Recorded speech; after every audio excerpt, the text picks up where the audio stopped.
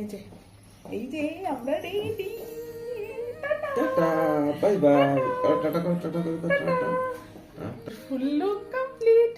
আমার না মুডটা খারাপ হয়ে গেছে। ওরে বাবা, না না মনটা এটা খারাপ হেসেছে, হয়েছে, হেসেছে। এটা হেসেছে।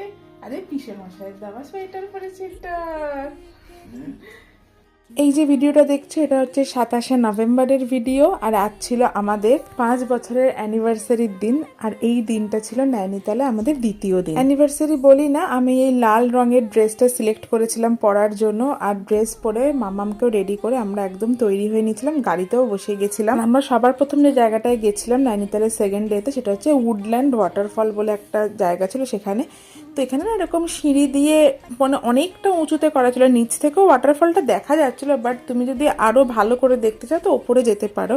ইভেন ওপরে পৌঁছে দেখলাম যে তারও উপরে যাওয়ার রাস্তা নেই, কিন্তু তারও উঁচু থেকে আর কি ওয়াটারফলটা আসছে। সেদিনকে নৈনিতালের এত ভালো রোদ উঠেছিল, আশপাশটা তো ঝকঝক করছিল, কিন্তু না ঠান্ডাটাও মারাত্মক ছিল। মানে আমরা যখন বেরিয়েছি তখন সকাল 10টা মতো বাজছে, তখনই অলরেডি টেম্পারেচার 3 ডিগ্রি হয়ে গেছিল। এই আমরা জঙ্গলে এসেছি।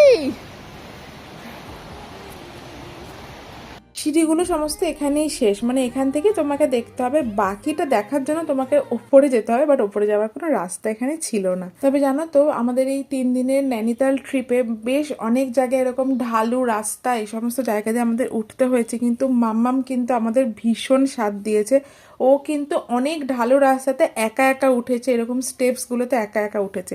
তবে এই ওয়াটারফলটার কাছে এসে ও কিন্তু একটু ভয় পাচ্ছিল, কারণ ওয়াটারফলটা না ভীষণ সাউন্ড ছিল। আমার মনে হয় জলের ওই যে তোড়টা, ওই সাউন্ডটা দেখে বোধহয় ও একটু ভয় পেয়ে গেছিল। প্রথমে সিঁড়ি দিয়ে ওঠার সময় আমি ভাবতেই পারিনি যে উঠতে পারবো, কারণ কিছুটা রাস্তা ওঠার পর না মানে একদম হাঁপিয়ে গেছিলাম আর কি। অভ্যেস না থাকলে যা হয় আর কি মানুষ। তোমাদের তো আগের ভিডিওগুলোতেই বলেছি নৈনিতাল আসার অন্যতম কারণ ছিল আমাদের অ্যানিভার্সারিটা সেলিব্রেট করার। তো দিনটাকে এত ঝকঝকে আর এত পরিষ্কার দেখে না ভীষণ ভালোও কিন্তু লাগছিল। আর বিশ্বাস করো এই উডল্যান্ড ওয়াটারফলটা দেখার পর আমরা যখন নেক্সট ভিউ পয়েন্টগুলোতে যাচ্ছিলাম, একটা জিনিসই বারবার মনে হচ্ছিল যে লাস্ট কবে এত পরিষ্কার আকাশ, এমন ঝকঝকে রোদ, আর এয়ার কোয়ালিটি ইন্ডেক্স 100-র নিচে বোধহয় দেখিনি।